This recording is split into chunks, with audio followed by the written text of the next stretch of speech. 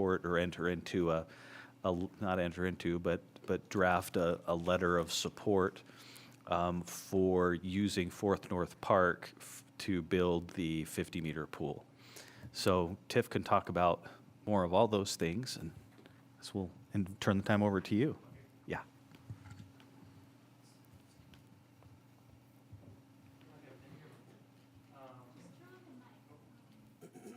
There we go. Can you hear me?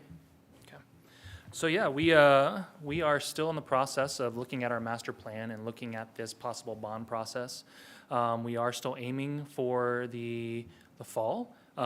We have acquired bond counsel with Gilmore Bell, so we are in the process of getting everything in line to have that vote go out in the month of November. So, but to touch on what Gary was mentioning, so looking at Hatch Park, I know we've talked about the possibilities of cities in the district helping to provide space, provide opportunities for the rec district to expand, which has been something that our master plan definitely showed that people were looking for areas more in the southwest portion of the district, as well as new facilities closer to their homes.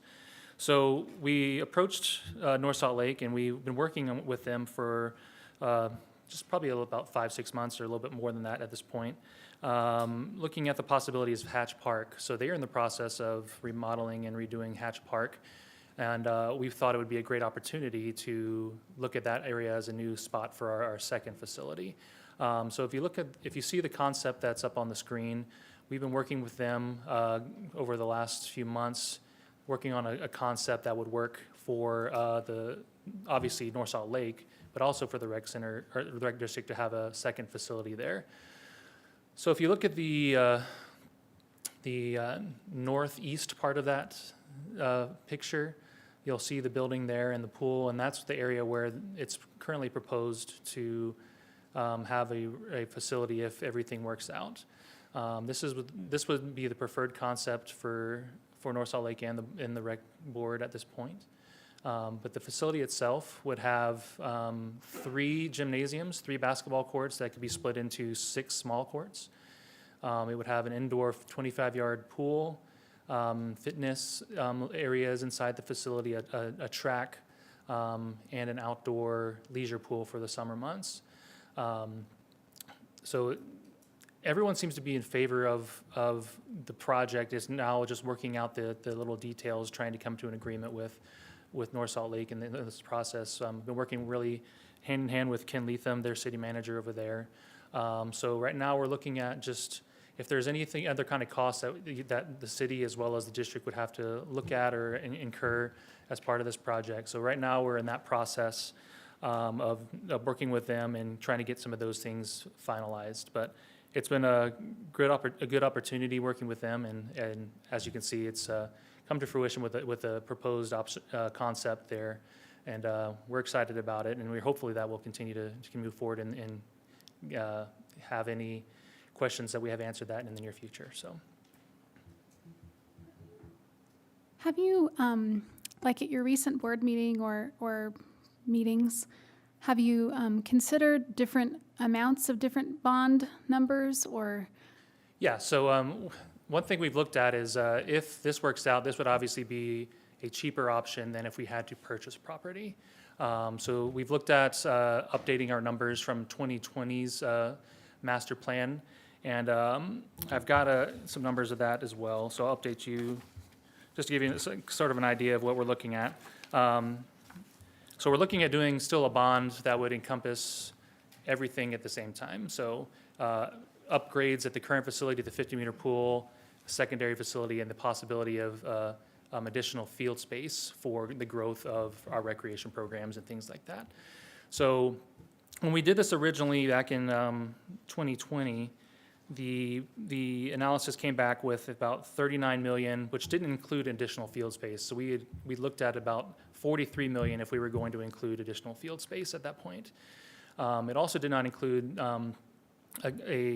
working with the school district, a number from them of what it would be to get a donation from them to help with the 50-meter pool. So the newest update looks at two different scenarios. So the first scenario looks at just This option, so the property being, not having to be purchased from North Salt Lake, but being part of the Hatch Park project. So everything included in that would be 45 million when it comes to including a $6 million donation from the school district. As we all know, prices for everything have increased over the last year, year and a half. So we wanted to make sure we had more up-to-date numbers as we were going out. If we had to purchase property, it would be roughly 48 million, or 49 million, excuse me. One thing we're including in that cost is the cost of field space. We're still looking at options for donated field space or a leased field space or purchasing, but we're hopeful that we can work something out that we could maybe not incur some of the costs for field space purchasing. So we're still working on that possibility. Just give you a little bit more updates. The scenario one, if it went into play, would be at its highest point an additional $9.21 more than per month than what residents pay right now per month. In scenario two, it would be $9.58. So we've looked at all the numbers, updating those and trying to get them in line with what the reality is with the construction cost and all the things that we're doing, how everything costs these days. So. I'm just curious if North Salt Lake has their funding plan in place. They're also going to be looking at a funding option probably this fall or into the future as well. They're going to have to probably fund it. They're going to hopefully have that decision made in the near future as well. So, not yet. Yes, but no. It's in the works. They're in the works of their process as well. Okay. Yes. Thanks. Do you know if they'll be bonding they're asking the residents to bond for that, if they'll be bonding for it as council? I'm not positive exactly which route they're going at this point. No. Thanks. Do you know what the maintenance costs are annually for the 50-meter pool, is that? I could find out. I don't know that off the top of my head, no.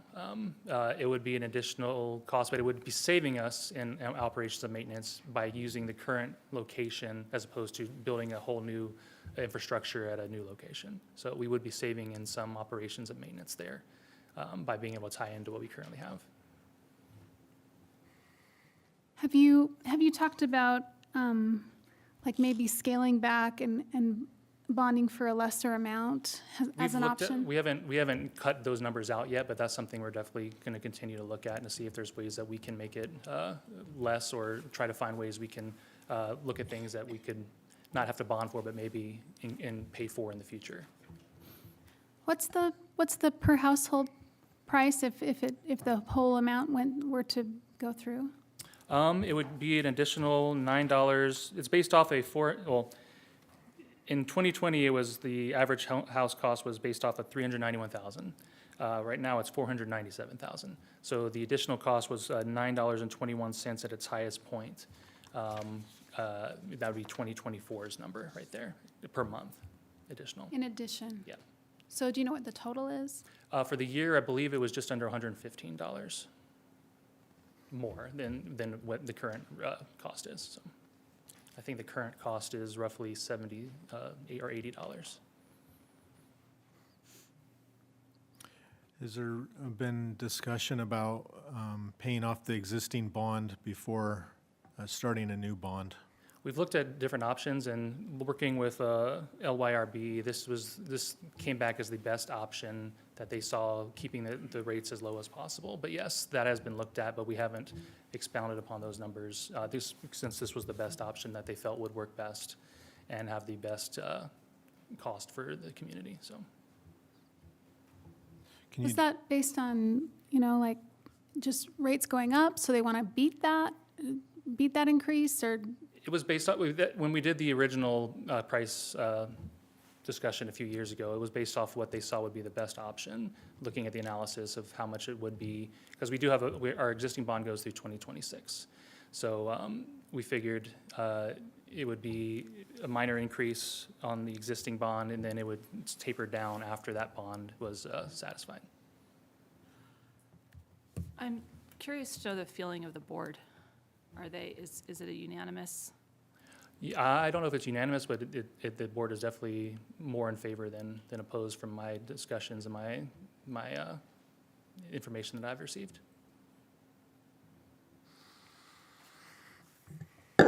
Maybe I'd chime in that the board hasn't taken a formal vote yet. It probably is 2, maybe, meetings away from doing so. Yeah, probably at the latest June, yeah. I'm not sure, what does the board makeup look like? So we have Mayor Romney from West Bountiful. We have Kate from Bountiful. We have Mayor Westergaard from Woods Cross, Mayor Horrocks from North Salt Lake, Councilman Summer Hayes from Centerville. Then we have some county at-large members, Todd Myers, who's our chair, Marty Money, and former mayor Rick Earnshaw is now a county representative. How many is, I didn't, Oh, lost track of eight total, yes. Okay.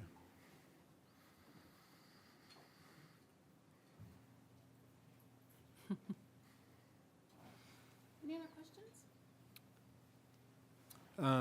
I have one more. So you didn't know how much the maintenance costs were for the pool addition, but I think you indicated that the school district may contribute, is it a one-time donation? to At this build point, the it's a pool? one-time $6 million donation that they've given us a letter of, basically a letter of agreement with right now at this point. So And what was the total cost to build? for the entire existing facility improvements, which includes the pool, it would be roughly 16.7 million. But that includes other things as well, not just the pool. The pool is the largest portion of that, but Being like, what, 90% or what kind of it'd percentage? be roughly 13 to 14 of that cost.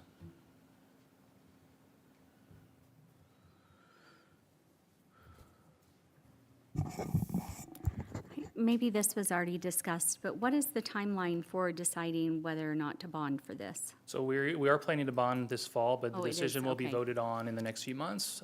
And we've been moving that way. We've got bond counsel already working with us in this process, and they say we're in a good time frame to get everything done for the fall. Yeah. Maybe I can add some color commentary. The board would vote to recommend the bond. Right. If that was the motion, or not, they could vote not to, or to put it off for another year, but then that would trigger the similar process that we went through in 2020.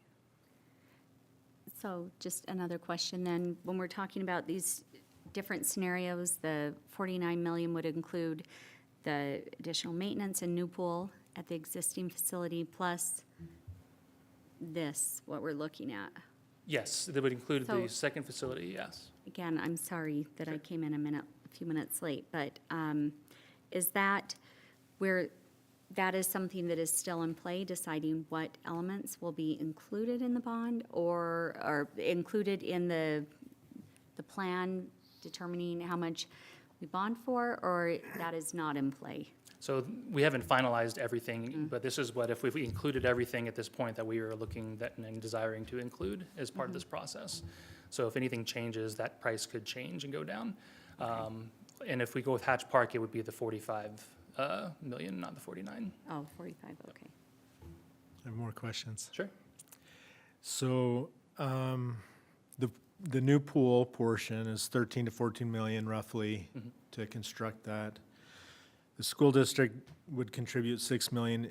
What is the ratio of the school district's use? The four high schools, I believe, would use it. How much time would they be requesting to use that pool? So we haven't got into the time constraints of the pool and what we'd be using it, but they would definitely have the ability to use it quite often. But we would also be opening up the other pool to more programming, more opportunities for other lap swimmers and other types of things as well. But right now, typically from 2 to 4 after school is when most of our high schools are in there, and sometimes during class periods. So I would say roughly they're in there about 3 to 4 hours a day right now, and it could increase a little bit, but it's really built around their schedules too at school. So But we still also have our swim team that would be utilizing that space quite a bit as well. And with our tsunami swim team, that would be looking to utilize an additional pool as well as different meets, different other programs that we could possibly bring in. Okay, I think my last question, thanks for answering my questions. You're in middle of a cost recovery analysis. What is the time frame to have that completed? So we completed that in, over the winter months. We've been in the process of just going forward, looking at the future of what costs might be increased, whether it's memberships or programs. We did increase some program costs this year, and we're looking to next year to see if we're going to need to increase costs for memberships as well. So Is that report available? Could I get a So it's copy going to be of that? something that we present at our next board meeting. We've introduced those numbers in the meetings before, but we're going to bring it back again for the new board, and since half the board is new, so. Just a few clarifying questions again about the pool. Is this an outdoor pool or an indoor pool? So the 50-meter pool? The 50-meter pool would be an indoor pool, but it would not be a permanent structure. It'd be similar to Kearns, Oker Park's. Their structure is it's not a permanent, it's semi-permanent, but it's, I've lost the name of the type of structure it is, but it would be enclosed, but also have the opportunity to have doors that open during the summer months to gain access and have access to the outdoors. But nothing that could be fully removed? Not here, no, but the proposed outdoor pool at North Salt Lake would be fully outdoors, the outdoor pool there. So that'd be just for the summer months over there, the leisure pool that we've proposed there. And at the indoor pool over there would, in theory, would also have garage doors or doors that would open up and create more of an outdoor atmosphere that they could enter and exit there as well.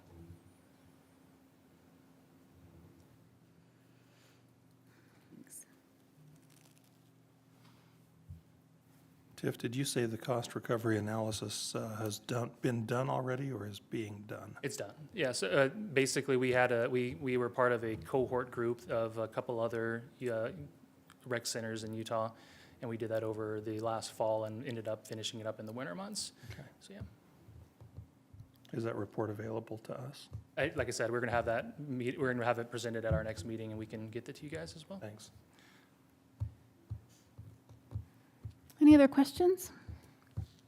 Only the difficult questions are left. You want me to take those now? Yes. Okay. So Tiff, if the bond doesn't fly, is the 50-meter pool still on? Or does the 50-meter pool also rely on the same bond?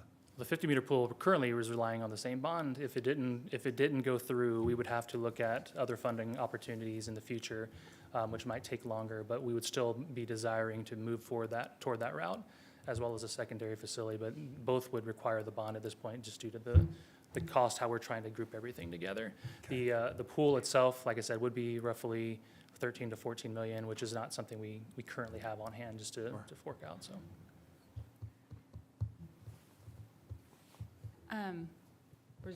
Were you finished with that question? I don't For know. now, yeah. For now. Thanks. Curious to know, and I apologize if this has already been discussed. I know that the city of Bountiful donated the land for Fourth North Park, our park here in Bountiful. Curious to know if the bond includes the purchase of the land from North Salt Lake, or if they've It would be donated donated it. as well, yeah. Okay. The only costs that might come up are things for just looking at other upgrades that possibly might occur, but the purchasing of the land would have any cost, it would be donated. Sure, okay. Are you done, Millie? Sorry. Are other potential amenities at Hatch Park also included in rec district funding? Or is the rest of that park North Salt Lake? The only thing that would be our funding at this point would be the facility. Okay, so the field's not? You'll know, that would, the additional courts, fields no. off-site would be something that would be an addition, Okay, but nothing at perfect. Hatch Park itself. I didn't know if this was one of those additional Yeah. fields. No. Thanks.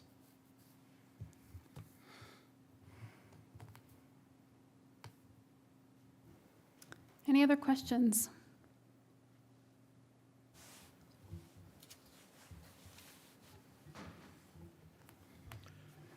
I don't know that I have any questions.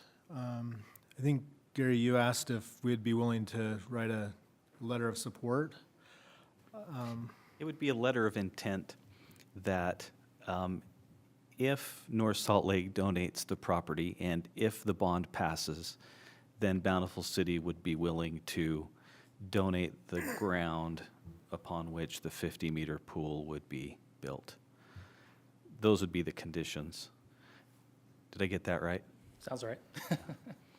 So that's the question. And if there are, because I think, and Tiff can speak more to this, but I think it's, the rec board is hoping that when it comes time to begin to make a decision on putting the bond on the ballot, that they can picture to the residents that land's being donated, that will reduce the cost both by North Salt Lake and by Bountiful, you know, to give the full picture. And so I think that's the question, is if the council's comfortable doing that, so. Has there been an analysis on what that land value is? No. Do you have any artistic or design pictures or renderings that could show us exactly where that pool would be sited? Yes, so I've given them to Gary in the past, but I can forward them out again if you'd like. It runs east to west on the back side of the current lap pool, in between the Bowery and the lap pool. The possibility of having, and we've talked about the possibility of having to pay to relocate the Bowery or change that up if we needed to, so. Okay. I'm hoping that we can figure out a configuration that will not affect the Bowery. Gary, it's been a while since we've seen those diagrams of what the pool would look like.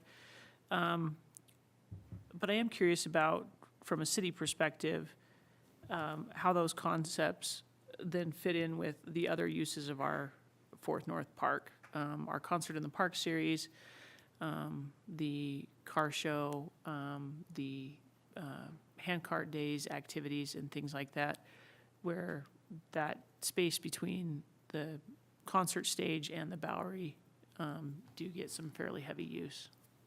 So, and I apologize for not having that picture up. The majority of the property that would be used is currently already within the fenced-off area of the rec district. If you can picture where that fence is and where it ends on the east, there's almost. Google Maps, maybe? Yeah, maybe. It seems like we're maybe having some struggles with our projector the last few minutes I've kind of been watching. Sorry to interrupt, I just thought that might help. Yeah, it will help if we can get it up. But there's a parcel of grass that is, and the driveway that is to the east of that fenced-off area that really does not get used very much. It gets used somewhat during the Coats for Kids car show and handcart days, but otherwise it's kind of an orphaned parcel. The original concept that was shown would have had a northeast direction, which kind of would have cut into the park more. This almost perpendicular to the building.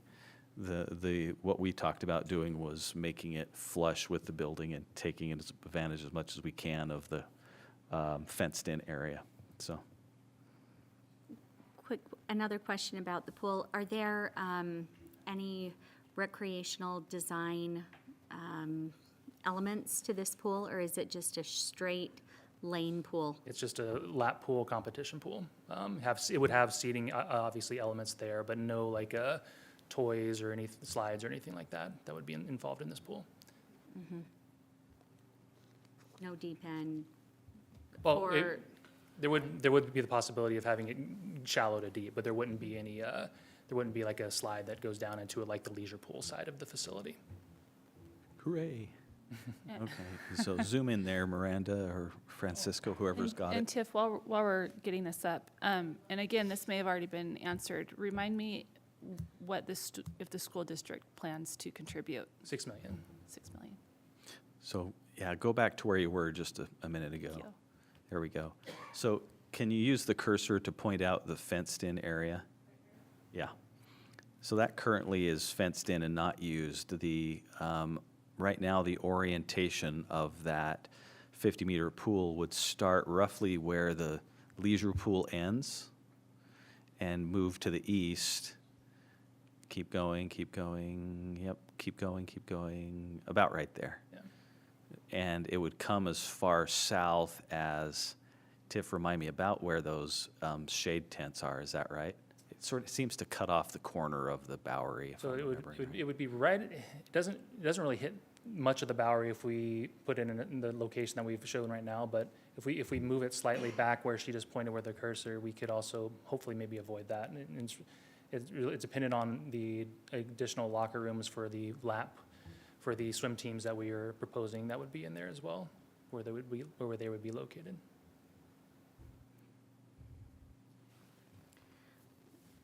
Will then- any of the designs disrupt the hardscape and the elements that are already there with the leisure pool?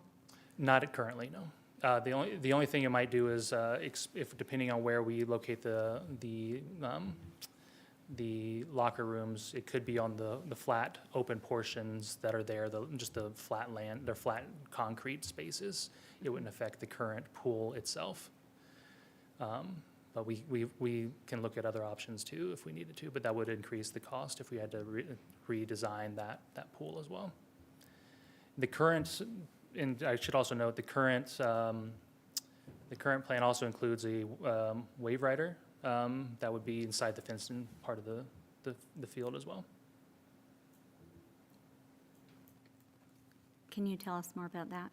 Sure, basically, I think there's one in Tooele, and I think there's maybe one in Ogden. But basically, it allows them to come in and surf or boogie board or whatever it might be, creates like a wave, and they can go in there, and it's an additional rate to do that, so people can come in and pay additional rate other than what they paid to get in the rec center to use that feature, so. And It would- that's included in this 16.7 million? It is, yes. And does that sit then on the south side of the pirate ship Yes, it would be pool? it would be within the fence, but on the south side of the current leisure pool. And that's indoor? That's outdoor. Oh. Yeah, so it would be an outdoor feature. I just love that we can use the phrase pirate ship during a city council meeting or during a work session. Were there ever any discussions or consideration about having the pool, the larger pool outdoors, or something that was fully, like we had the capabilities of fully, exposing that pool to the elements? We've had the discussion, and just because of the cost and the ability to use that year-round with an indoor or covered structure is just a big boon for utilizing that space as opposed to if there's weather or it's cold or it might be. And the old bubble, I know, was quite a task to undertake, getting it up and down. So we haven't looked at a bubble type feature. So that it's a sprung structure. I finally remembered what it was called that Kearns has. But it's a tensile structure, but it's not a brick and mortar type structure around that pool.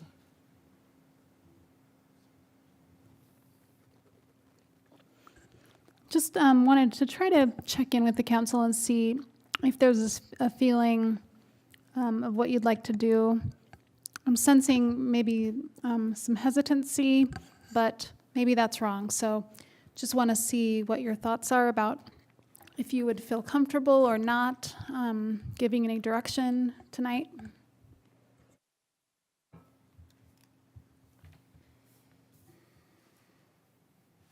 I can speak for me. I'm a little reluctant to go to that level. I'm interested and curious, but feel like we still have information and questions I would like to see. I'm not sure, okay, I'm really sorry to maybe be asking the obvious questions, but I'm not totally sure where we get from 16.7 million to 45 million if we're anticipating that North Salt Lake will donate the land, and that it seemed like maybe I heard this wrong, but it seemed like what you were saying is a lot of the features that were on the rendering that you showed would be built by the city of North Salt Lake? No, it would be, they're also going out for Hatch Park to build out Hatch Park. So we would be responsible for the construction of the new facility. So all of the amenities that we saw on the rendering, all of those are part of that additional $30 million. That's, anything that's other than the facility itself would be done by North Salt Lake. So any of the other amenities or features at Hatch Park, only the center itself would be done by the rec district. Okay, so that's the building. The building, yep, yep. So that's the difference of the pool and the total bond amount. That makes sense. No, you go ahead. What will be in that facility? So what At does that Hatch Park? entail? Sure, Yes, it's 3 what's gymnasiums. the square footage and what can we So it'd anticipate be there? about 58,000, I believe, square feet. We've added more space to it with covering up. We had originally the 25-yard pool was going to be outdoor, but most of the feedback that we got was that it wanted to be indoor. So we even closed that. But it would be about 58,000 indoor square feet, including 3 gymnasiums, the 25-yard pool, fitness space, track, as well as obviously just offices and bathrooms, locker rooms, and things like that. May I piggyback on that question? Because it wasn't my exact question, but I liked it. As far as the fitness space, does this include a gym? Because does Davis County, South Davis County really need another gym? It's more of, it's not as, Like it's weight gym room? equipment, but it's not like it's going to be a space for equipment. It's not going to be like a full-size gym like we currently have at the rec center. It'll be a smaller scale with a smaller track, is the proposed option right now. So the track, that makes sense to me for indoors, but when you say equipment, like Like, gym equipment. Yeah, gym equipment, yes. So what Bountiful has on a smaller scale, yes. does the rec district feel like we really need that with all of the gyms that are in the area? A lot That of the we need to spend feedback, taxpayers' dollars on that? and we can always look at it and to see, but some of the feedback we got from our master plan was that people wanted to be able to do those types of things more towards the southwest part of the district as opposed to having to drive to the rec center. So that was some of the feedback we got, and that's why that portion of that fitness equipment was added to that. But that is something we can analyze and get more feedback on as well. And you would know the answer to this question. How full is the gym at the rec center on a regular basis? It depends on the time of day. I mean, Sure. mornings and evenings are the busiest. Like at capacity? Not at capacity, no. But they are getting fuller and fuller. But the middle of the day is obviously pretty slow. But those are the times where in the early morning to about 9 o'clock, 10 o'clock, it's pretty well attended, as well as 5 o'clock and after, and probably 5 to 8, 9 o'clock. Are the busiest times. Yeah. Does the cost recovery analysis go into usage of the existing facility? It would, right? Yes. So when we get a copy of that, we can see by breakdown of area of the current rec center of usability and who's using it and that It's sort of based thing? off of our numbers that we provided as part of that cost recovery process. So yeah, we try to divide it up and break it down by the different areas at the facility. And in that report, does it also track who's using it as far as maybe age or demographics or geography, location, where they're coming from or anything like that? We have that information in our system. It's not part of we're not saying that the people coming are from Bountiful or Centerville or wherever it might be, but we have that in our system, who's got memberships and those types of things that we can provide if you're interested in that type of information, who's currently utilizing the facility. I think it would be helpful. Just by way of comparison, how big is the facility at Fourth North? About 180,000 square feet. Yes, That includes the ice rink? it does, And yes, all of it? all of Okay.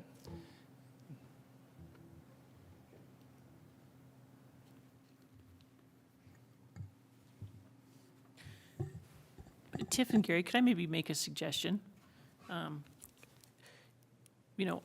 I'm new to serving on the Rec District Board as Bountiful's designee to that board. We have council members that are new to service, and other members that, you know, haven't been engaged with the rec district board, because of, you know, our prior designee was our former mayor. It seems to me like it would be helpful, to gather a little bit more information. Perhaps, I think as Tiff knows, I'm interested in that cost recovery data. It sounds like all of my colleagues are as well. I'm sure that somewhere in our past files, we have a copy of the results from the master plan survey data, but it probably would be helpful for us to revisit that again, since it was one of those things you could shed from your memory banks when it didn't appear the bond was going forward. And then the most recent renderings of the potential pool layout for the Fourth North Park. And then if it's possible, I don't know if this is confidential data, the Lewis and Young kind of bond pricing and analysis, I think that would be helpful to share as well. Because I guess I would say I'm getting the sense, and this is since I am there to reflect the will of these people, but also the residents of Bountiful, I just am sensing uncertainty so far, right? Not quite there yet to maybe sign on to a letter. And may I just add on one additional request? I'm curious to know, when we did our bond in Bountiful for Washington Park, we had a previous arrangement with the school district so the property wouldn't go to another buyer. Is North Salt Lake amenable to holding onto the property for a year if for some reason if the board decides not to go forward with the bond? Can you repeat that? Sorry, I just wasn't quite understanding what you're saying. Is there the urgency? Will the land still be there if the board decides not to move forward in placing a bond on the ballot? Will North Salt Lake?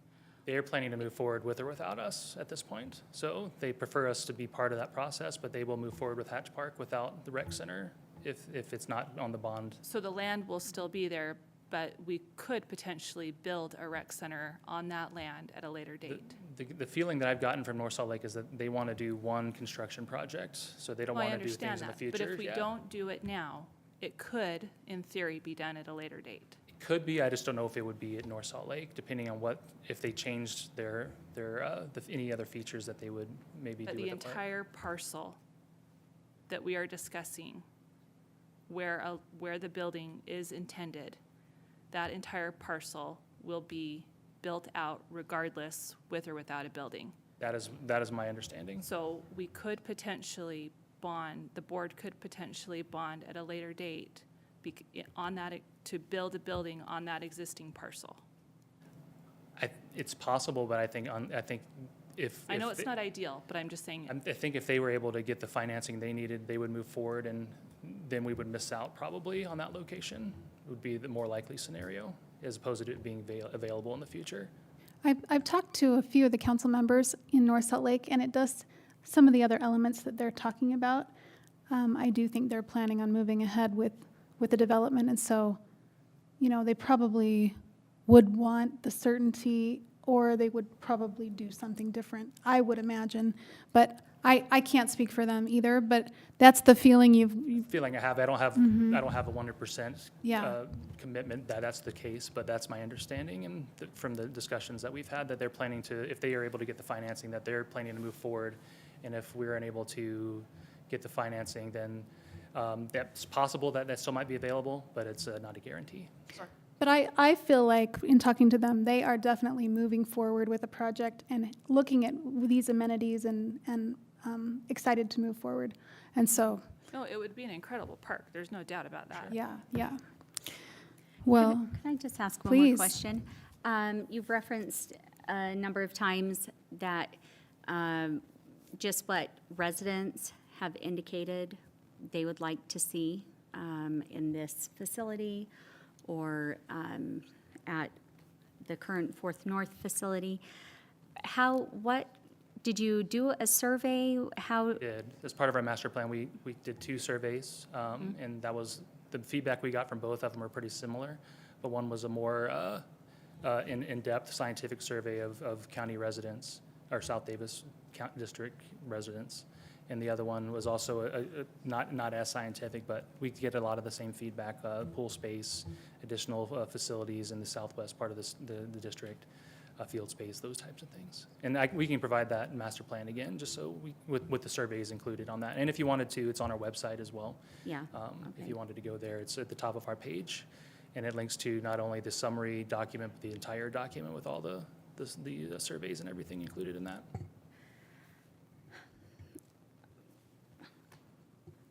I would agree maybe with Councilwoman Bradshaw. I'm not sure we're ready to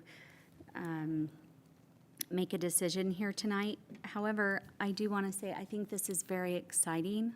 I think that recreational opportunities for residents is something that's very important, especially as we continue to look at potentially continuous years of, water shortage, and having these open spaces that are available to all residents that are really community gathering places and offer a little bit of respite and recreation for everyone. So I think this is an important project, and I am excited to learn more about it and hopefully see some great things arising in the future. And I will add one of the reasons to your point about the space here. I mean, space is obviously going away quickly. So that's one of the reasons why we feel like this bond is important, because we don't want to lose any opportunities that may not be there in the future. So. Tiff, Gary, are there other questions that you have for us to be able to have to be able to provide the council with the answers that we are looking for, or direction? I don't know if y'all have anything that you wanted to add. So far, I mean, I've heard what information you want, but not necessarily what questions you want answered. And so if you have those, that would be helpful. And then the other thing that would be good to know is, Tiff, when do you need a decision from Bountiful City? Soon. Probably, I would say probably by June or July at the latest, right?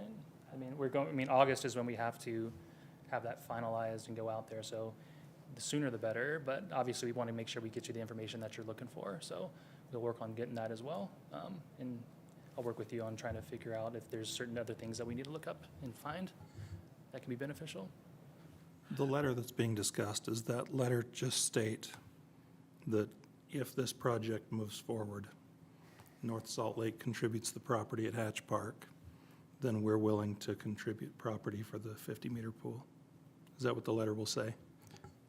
I think it could say whatever you would like, whatever conditions you want, but from what I had heard is that from previous conversations was that, yes, it would be if North Salt Lake contributes the ground at Hatch Park, and if the bond passes, then the city would contribute the property for the outdoor pool. That would be the idea. And we could be as specific in that letter as specifying the exact property, any other conditions that you felt were necessary. Just like relocating the pavilion and things like that. Yeah. I have a question, or maybe just a comment, and without seeing the data and the usage and all of those things, I'm going out on a limb here, but I would like to see the school district maybe come forward with a little bit more skin in the game. My impression is that there are 4 high schools using this. That's a pretty significant portion, and 6 of 13 million is small, and I'd love to see some ongoing commitment for maintenance going forward for the years to come. Myself, it just seems only they're getting a wonderful resource for, something. There should be something there ongoing. I'd agree with that I'm just curious to know if that conversation has been had with the district on ongoing maintenance. We've had the conversation as a board. It hasn't been addressed yet with the school district. We talked about that at our last meeting. That's one of my questions. So I know you've been asking what questions we want answered. That's one, if the land would still be available at a later date to build.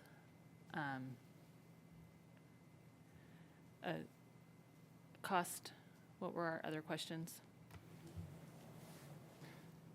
To me, I think it seems like there's just a little bit of a lack of total familiarity with the details of the survey, the details of the bond, and some of those operational aspects related to the cost recovery that it feels like would bring a knowledge base and a comfort to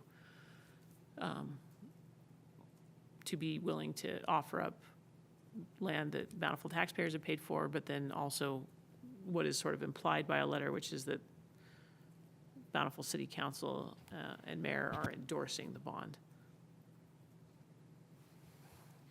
So with an acknowledgement that it's a benefit to Bountiful City and its residents to have the rec center located in our city, really the only question I have left to have answered, aside from a curiosity on the cost recovery and other things that have been mentioned, is will another city step up and will another facility be built on donated property, putting skin in the game for other folks?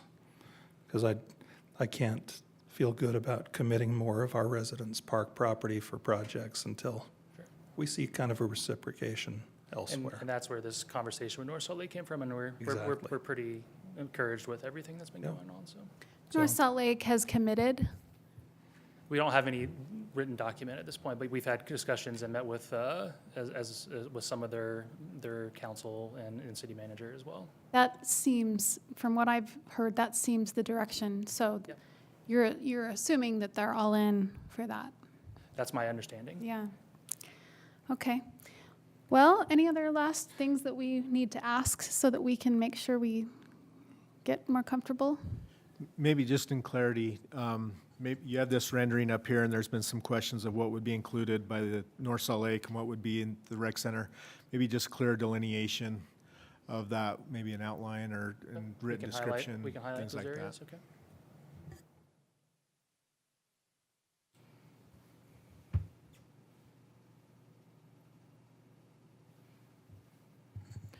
So council, what we'll prepare then is the cost recovery data, packet with the cost recovery data, the needs analysis survey results, the bond pricing analysis by Lewis Young, the map of the pool area, excuse me, of the design of how that would take up the park.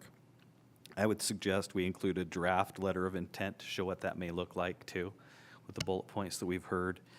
And then getting some answers on the, whether or not the land will be available at a later date by Hatch Park. And we'll collect that information together and get it to you and then schedule another meeting. Mayor Clay? Can I ask one final question? Do you anticipate, or does the district anticipate that there will be rate increases for memberships and daily usage also that will kind of follow in line? Or how do you anticipate those costs to So, yeah, utilizers? We haven't finalized any of those numbers yet, but if we do have a second facility, we would obviously have a pass that would include both facilities, which would obviously increase the cost of that membership. But we could also have memberships just for those specific facilities as well. But at this point, with daily admissions, we haven't looked at any, we just increased those this year for our current facility.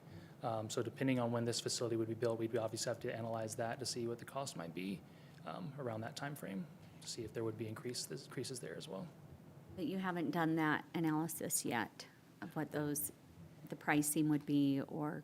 No, because we were wanting to make sure, right now we're looking at the costs of what it might be right now. We're trying to make sure we look at the future as well. So right now, if we did have two facilities, we'd have a membership that would incorporate an increased cost if people wanted to use both facilities as a member. Daily rates, we haven't analyzed that at this point, but they would probably be higher, just looking at how things are going inflation-wise and things like that. There may be an increased cost there, but we haven't looked at those costs to analyze those going forward yet. And just to be clear, if this were all to go forward and pass, there would still be no outdoor pool anywhere associated? Not a 50-meter pool, no. The outdoor pool here Splash pad. it'd be similar but larger than what we have at the rec center right now. So an outdoor plunge pool with toys, slides, and features as well outside. So yeah, but not like a lap pool outdoors. Something that is more appropriate for like the under 8 crew. 12 and under probably, yeah. Thank you. Any other questions? Yeah, one, if I could. So I assume that the board has considered the fact that North Salt Lake is going to be bonding this year. We just bonded last year for a park. The school district will be requesting a bond increase this year. That's something we So- talked about our last meeting, yeah, so that's something we're continuing to look at, yeah. It's a lot of bonds. Okay.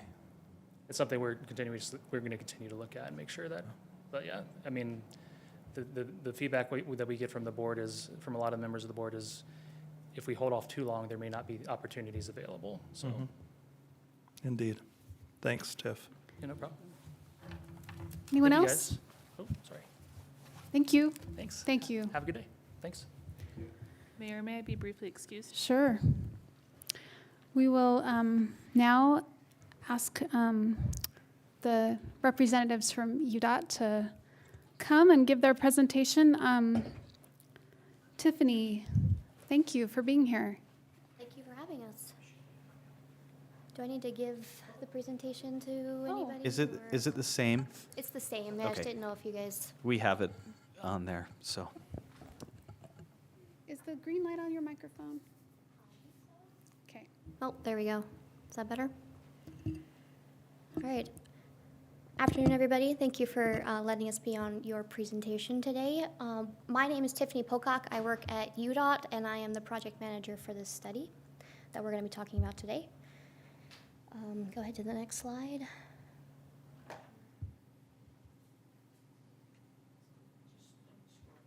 I think it's just a PDF, yep. So today we're going to talk about the I-15 EIS, what we know so far, and some opportunities for feedback as we are in our first public comment period. So first, what the purpose is of the study. UDOT reestablished its mission a couple years ago, which was to improve quality of life through transportation. The 4 outcomes of that are better mobility, good health, connected communities, and a stronger economy. Next. We want to deliver on that mission with this project. Our current study limits are on the south end, starting at 4th South in Salt Lake City, running all the way north to the US 89 interchange in Farmington. The study is going to follow a NEPA process with the EIS. That light blue column you'll see is the current phase that we're in. I point that out just to show you that we are early in this process. We're in the what's called purpose and need. We, as in the department, have drafted a chapter saying that this is what we think the purpose and need for of this project is, and we are currently now asking for feedback from the community and city staff on did we get that right? Did we draft that statement correctly? We'll go over that a little bit more, but I just wanted to point out we are following the NEPA process. We're early. I have seen many familiar faces. We've come and chatted in a pre-scoping session a couple of times to talk about what the needs are, and following this, we'll go into an alternatives development where we will take what we think some solutions could be. So what we know so far, we didn't just come up with data on our own. We do know that anybody who drives on I-15 probably is aware of the aging infrastructure out there. Some of the concrete in the area is aging up to about 50 years. The structures are in need of either replacement or repair or capacity. We also have some utility problems in the area where we have some standing water. We've got some drainage concerns. Next. Again, if you travel the whole corridor today, it takes about 20 minutes, either northbound or southbound. In the future, if we do nothing, that travel time approaches closer to about an hour in each direction.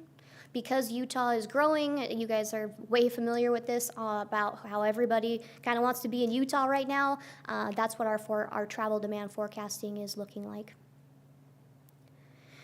We're also looking at not just I-15, but also everything that connects to it. The interchanges, we'll be looking at both existing and potential future interchanges. We know that those are the arteries to your community, so we want to make sure that we're looking at a holistic view.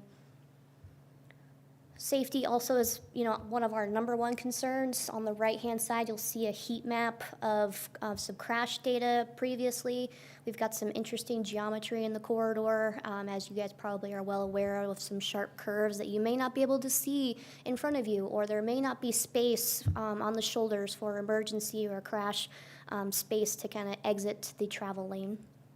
So we'll be looking at that. Also, for those who aren't in a car, how do they access or cross or live and breathe around this corridor, around I-15, both walking, biking, cyclists, scooters, what have you? If you're not in a car, how do we make sure that I-15 isn't a barrier for community, both east-west and north-south? Yeah, go ahead, sorry. That's perfect. Yep, next one. Like I mentioned, we did do some early engagement. Some of you I know were a part of our walking audits where we went and tried to experience that firsthand, both driving, walking. We didn't get the scooters out there, but we did go out and take a nice leisurely walk at some of your existing interchanges. So I mentioned looking at existing traffic demand, interchanges, what I-15 looks like. I'm not going to read you this bullet list, but these are also resources that we will be looking at throughout the process. So from here, I'll let Dan come up and talk to you about, introduce himself. Hi, everybody. My name's Dan Adams. I work with a consulting firm called the Langdon Group, and we're leading the public involvement and community engagement for the CIS. Okay, so Tiffany mentioned that we're at this early phase where we've drafted this purpose and need, and we're now coming out and checking with everybody to see if this lines up. It's really directly tied a lot to the quality of life framework. So I'll just kind of quickly go over this. Our purpose in doing this is to improve safety, replace aging infrastructure, provide better mobility for all travel modes, strengthen the state and local economy, and better connect communities along I-15 from Farmington to Salt Lake. And then that purpose tied to those 4 elements of the quality of life framework. Go ahead. So on the first 2, good health and connected communities, as it's already been mentioned, to improve safety and operations of mainline, the interchanges, and for all the different modes. One of the things that we're really trying to be careful about is that you don't want to just show up and do one of these studies and not take into consideration all the years and years of work that's already been done by each of the cities and counties. So we're making sure we're matching up with all the planned use and studies that have already been done. And then also to enhance access to Front Runner and the other transit and trails in the area. On those other 2 elements, replace the I-15 aging infrastructure, which Tiffany talked about, and enhance the economy by reducing travel delay, and then kind of continuing on this part about improved mobility. The key thing I think that's important to think about is we're not just talking about in current conditions, how people experience it today, but looking out to 2050. So really encouraging people as they submit comments to not just think about how it is now, but think about what it could look like, that far into the future. These projects only come along, every once in a while, sometimes once in a lifetime. So we want to really try to think out ahead and get that part right. Okay, so just kind of briefly on this, one of the other things we're also asking for feedback on is the screening criteria. So Tiffany mentioned here in this early phase, we're asking for people to give us thoughts and ideas that help form concepts. Then those concepts, we get all that public input, that helps us develop alternatives. And then we come back to meet with all of you. Again, it'll be at that alternatives phase after we say, okay, here's all those ideas, and here's kind of what those clear packages look like. Kind of like what you were all asking for with the previous presenter. What are the details? So we'll come back with more of those details. So we're asking for people to also help give us feedback on how to screen and look at those. On that level 2 screening, this part's kind of important, and sometimes is where NEPA gets really confusing, is that we're looking at human impacts, so impacts to parks, residents, businesses, all those types of things, and human health, but we're then also looking at the natural environment. So sometimes, like when we've driven the corridor up here, there's spots that they qualify as wetlands, or they qualify as different things that are kind of those things you try to avoid in NEPA. And so when we come back, sometimes people have these great ideas they're really excited about, and then we're like, well, that doesn't really fit within the rules of NEPA. So when we come back again, that'll be kind of what will help clarify too. Okay. So as Tiffany mentioned, we've started that comment period. It started on April 11th. It's going to go all the way to April 11th to May 30th or 13th. And then some of the ways that people can provide comments, and if you could all help us to kind of get the word out on this, it's really helpful. The first one is just to go to the study website. At the study website, there's a comment portal where you can just type the comments right into the website, or there's a map function, which in our preliminary looking at the data, this is the thing people like to use the most. You grab a little icon, drop it on the map, and you can type in a location-specific comment. So people really kind of like to do that. The next is just send us an email, and then there's some folks that like to print it off in their printer and draw on it and whatever, and if people want to mail things to us, they can sure do that. Or that last part, if anybody has any struggles with those, or if people want us to come visit with them or their neighborhood or their HOA or their business or whatever, we're happy to come out and visit with anybody anytime. And so that email address, or by giving us a call, that number at the bottom, we can then come meet with folks. And then one more slide. Then one other thing too is just a Facebook page as well, that people can access that. And rumor has it we even have several TikTok videos, which so we're getting out there.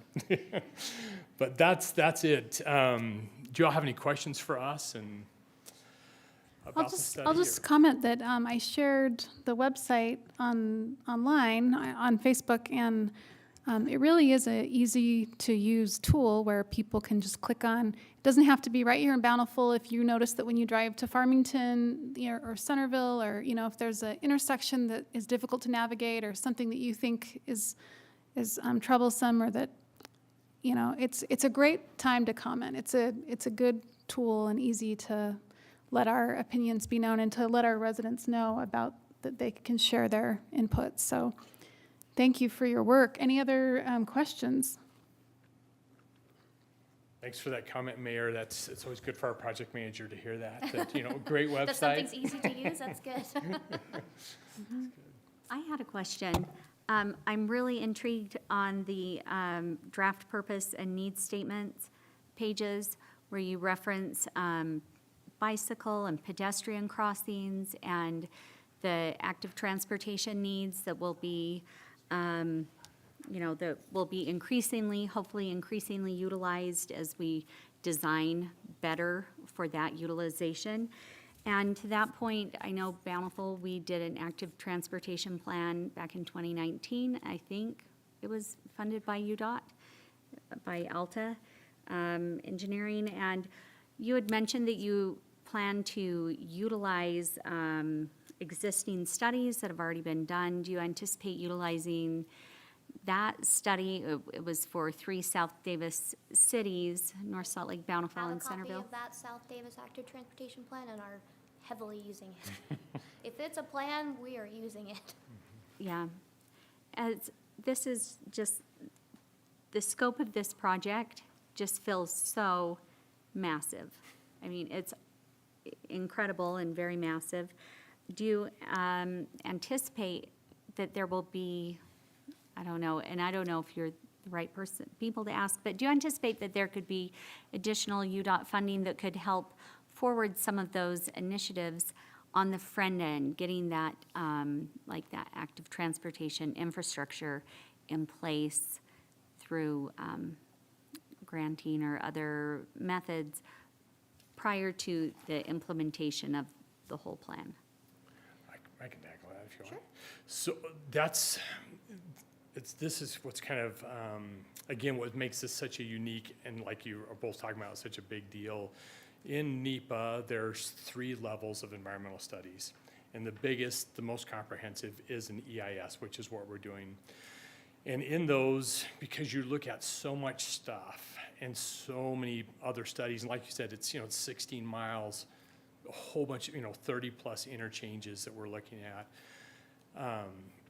There are all kinds of ideas that come up, and a lot of times when those come up, if they maybe don't fit in the scope of this environmental study. So if they don't tie back to that purpose and need, but they're really good comments that come up or ideas or potential solutions, the UDOT and federal highways, they look at those really seriously. So sometimes, I've seen this happen a number of times. In fact, even on West Davis, on that EIS, they identified Shepherd Lane needed to be addressed as well.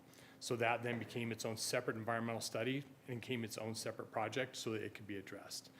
So that is actually really common that happens in an EIS. This one is, we have a super aggressive schedule. So for an EIS, some of the times those last like 5 to 7, 8 years out. We're planning to have this one done in the next 2 years, which is very aggressive. So I don't know that you would see any new projects get funded that might come from this, because that is such a tight time frame. And if you look at how the state budgets for projects, they get into the long-range plan and then they get developed. So I don't know if anything would happen that fast, but I would not be surprised if there were ideas that came out in this environmental study that would also become other projects or maybe even other studies. I think that happens Okay. quite often. Maybe my thought to that, I don't know. Thanks. Thank you. Any other questions? So one other thing maybe tied to that, when you give your comment or you guys talk to your constituency and they give comments, the more specific you can be, the better. Because that helps UDOT then to know like, okay, there's a specific need here or this community's needs aren't being met. It really helps with that effort. Directly to your point, the more specific comments you can give, the better. It helps. Great. I Thank you. have a question. Sure. So your mission statement recently changed, you mentioned, about just kind of a more holistic approach rather than just moving cars. Thank you. It has long been an issue it's a barrier in our communities, especially on I-15 and the east-west movement. And it wasn't very many years ago that UDOT redid our interchanges here in our community, which made it very difficult for people to understand and traverse the the obstacles of the vehicle. So I'm glad to see that that's a higher priority, and thank you. But it's also helpful. We have a project manager that's an avid cyclist, and she's always pushing like, all right, think beyond cars here. And yeah, it's a great change. Yeah, thanks. One other small kind of process thing I did want to bring up is we have invited the city to be a participating agency. We have sent letters asking to be a part of that scoping process. We have not heard back. That's not to say we are not going to engage with the city, but it would be nice to have a letter or a something saying, yes, the city would like to engage and be a participating agency. So That's my fault. It's on my desk. no blame. Like I said, that we would just love to officially have it for the document. We're happy to engage, and we'll get that to you. Yes. Appreciate it. Thank you so much. That's good. Thank you very you. much. Okay, we will now talk, we just have a few minutes before we need to break before our next meeting. So we will talk about prioritized projects, the discussion, and if you're okay with this, I'll just introduce it, if that's okay, Gary. So we have here a list of lots of things that the staff is working on currently, and it's nice for us to be able to, as a council, to see what's in the queue, see what they're working on. And after hearing from a number of you, I think we need to reassess the priorities that are your ideas along with these current priorities. And so I think it would be really important for the council to have an opportunity to put their ideas out and to prioritize them along with these priorities. So we will, what we'd like to do is plan a date for a meeting where we can meet for a workshop to discuss council priorities. And then if there's time, hopefully there's also time if you have any questions about this prioritized projects list. So I'm just wondering if you're willing to pull out your calendar, pull out your schedule, and I would like to shoot for a day in May, if that's possible.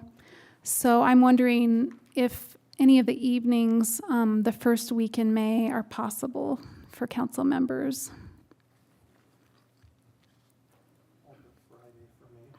All but Friday for me, Mayor. Okay, second, third, or fourth? Yes. I would prefer May 4th or 5th, as I've got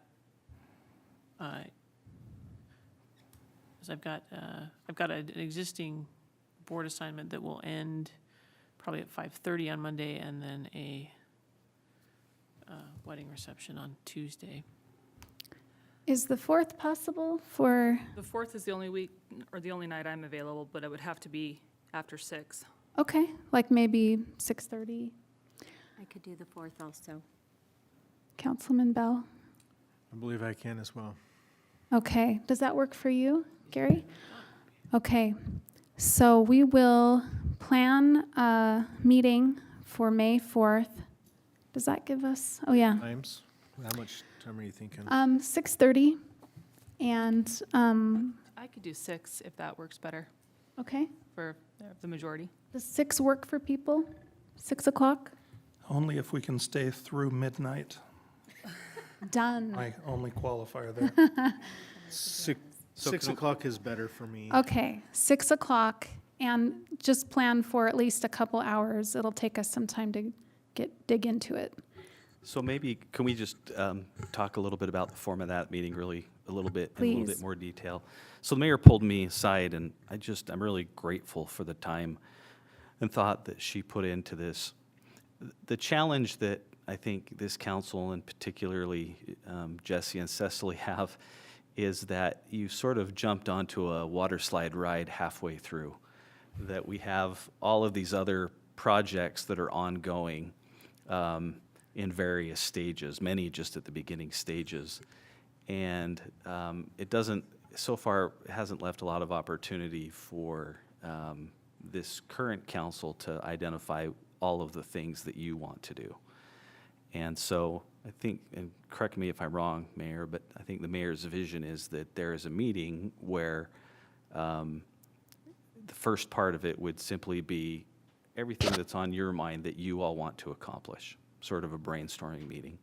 The second portion of that, either that night or following, would be then to prioritize the existing projects with the other things that the council wants to accomplish. Is that accurate? Yep, that's what I was hoping for.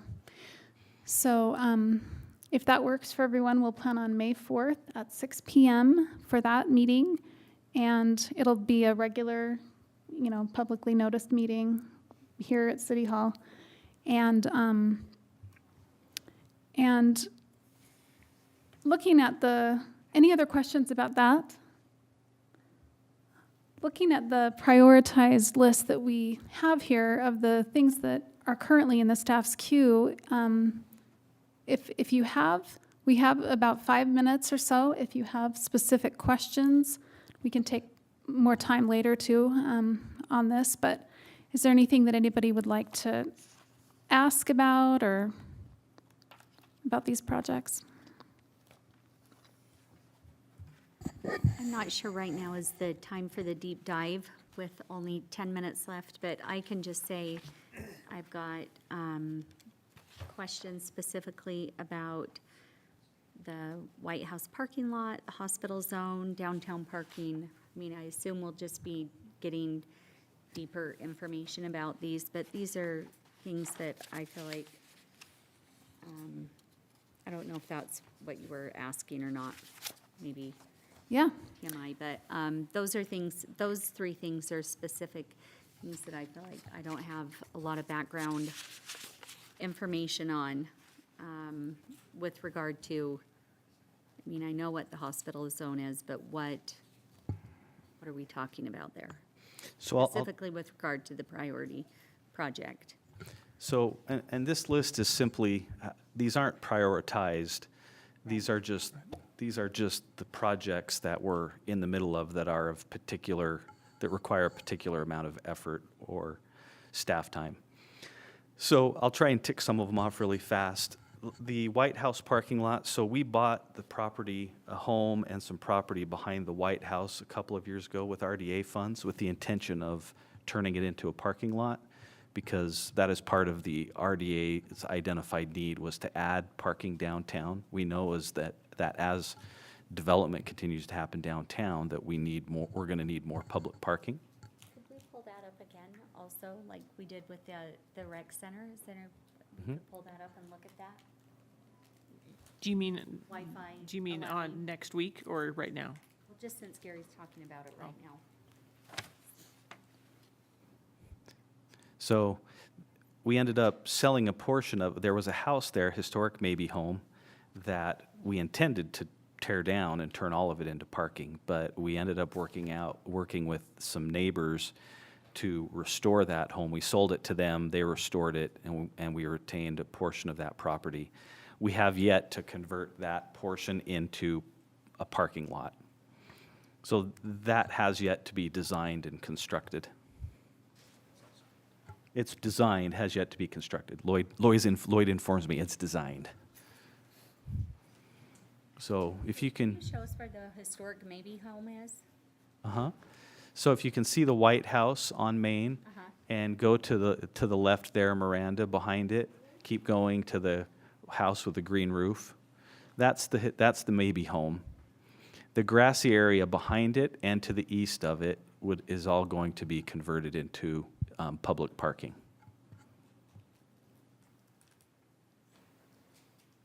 And any questions on that? We can wait till the meeting. And then the hospital zone is just, there was a request that I think we've talked about a little bit to consider changing the zoning of the hospital zone to make it more inclusive of other businesses, to help with economic development, business uses, as well as maybe some light commercial and things like that. So that's what that public process would be. And I can't remember the third one you identified, Cecily, I'm sorry. Town parking, and maybe that ties in with what we were just talking about. No, downtown parking it would be considering changing our parking ordinance to to change our standard for how much parking is required for different uses downtown. Right now, for example, residential uses, there's a requirement, I think Francisco downtown zone requires 2 parking spaces per unit, or is it 1.5? It's the same standard citywide. We want to have more of a specialized standard for downtown where it's dependent upon the number of bedrooms. 1 bedroom is 1.75, 2 bedrooms is 2.25, and a 3-bedroom or more is 2.75 parking spaces. It's, the details aren't as important right now as the issue, which is parking, do we require too much parking downtown? And that's the conversation that has been requested a long time ago, right, Richard? And we have yet to get around to. And it was identified in the Main Street study years ago. It's only been 16 years, I think. Okay. 15, 16 years. And My one, if we're giving you a heads up on things that we're interested in, I'm really interested in Eagle Ridge Drive and just an update It's number 1, baby. on that. Number 1. Right. So, thank you. Okay, thank you. So we will get more information to you so that you have more direction and are ready for our strategic meeting on May 4th for looking at our priorities. And we will also have more time later to dig into some of these priorities that are on this list. So thank you. We will now adjourn this meeting and take just a quick break before we start our regular council meeting at 7 o'clock.